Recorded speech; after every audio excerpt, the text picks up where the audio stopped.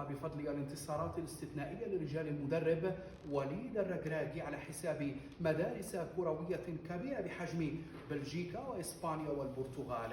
التصنيف الجديد لمنتخب المغرب جعل أسود الأطلس في الريادة على المستويين العربي والأفريقي، متفوقا على السنغال 19 وتونس 30. على الصعيد الآسيوي منتخب بلجيكا تراجع هو الآخر فأصبح رابعا، وبقي منتخب إنجلترا خامسا، في حين ارتقى منتخب هولندا إلى المركز السادس. أفضل ارتقاء في قائمة العشرة الأوائل كان من نصيب منتخب كرواتيا الذي انقض على المركز السابع بعد نيله برونزية مونديال قطر. منتخب إيطاليا الغائب عن حدث كأس العالم تراجع إلى المركز الثامن. البرتغال ظل تاسعا، وإسبانيا خسر 3 مراكز فبات